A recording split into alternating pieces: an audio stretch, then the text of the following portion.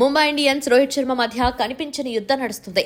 Most successful captain గా Mumbai Indians కు 5 సార్లు ఐపీఎల్ టైటిల్ సాధించి పెట్టిన ఘనుడు హిట్ మ్యాన్ రోహిత్. అటువంటి తనను కాదని ముంబై ఇండియన్స్ యాజమాన్యం హార్దిక్ పాండ్యాను తీసుకొచ్చి కెప్టెన్సీని అప్పగించింది కానీ కనీసం మాట మాత్రమేనా తనతో సంప్రదించడం కానీ కనీసం తనకు సమాచారమైనా ఇవ్వటం కానీ చేయకుండా అతను కెప్టెన్ గా తొలగించడంపై తొలి నుంచి హిట్ మ్యాన్ లోలోన రగిలిపోతున్నాడు.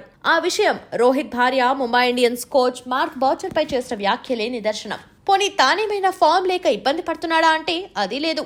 ప్రస్తుతం టీమిండియాకు 3 ఫార్మాట్లలోనూ ఏకైక కెప్టెన్ రోహిత్ శర్మనే. టీమిండియాకు 3 ఫార్మాట్లలోనూ కెప్టెన్ అంటే సామాన్యమైన విషయం కాదు. పైగా అది పెద్ద బాధ్యతతో కూడుకున్నది. అటువంటిది తనను అంతలా అవమానించడం టీమిండియా బాధ్యతల్ని చూస్తున్న తనకు ఏమాత్రం మంచిది కాదనేది హిట్ మ్యాన్ భావన. అది మొత్తం జట్టు ప్రయోజనాలకు నష్టం చేస్తుందని ఫీలింగ్. ఈ నేపథ్యంలో రోహిత్ శర్మ నిన్నటి వరకు కెప్టెన్ గా వ్యవహరించిన జట్టులో సాధారణ సభ్యుడిగా ఆడతాడా లేదా ఏదో కారణం చెప్పి తప్పించుకుంటాడా అని అంతా అనుకున్నారు. కానీ హిట్ మ్యాన్ రంగంలోకి దిగేశాడు. ముంబై ఇండియన్స్ నిర్వహించిన శిక్షణా శిబిరంలో ప్రత్యక్షమయ్యాడు. బ్యాట్ పట్టుకుని నెట్లో ప్రాక్టీస్ కూడా మొదలు పెట్టేశాడు. దీంతో రోహిత్ శర్మ ఐపీఎల్లో ఆడతాడా లేదా అని ఇప్పటి వరకు ఉన్న అనుమానాలన్నీ పటాపంచలైనట్టే. ఇక బ్యాటింగ్ తో హిట్ మ్యాన్ చేసే విన్యాసాలు చూడటమే మిగిలి ఉంది.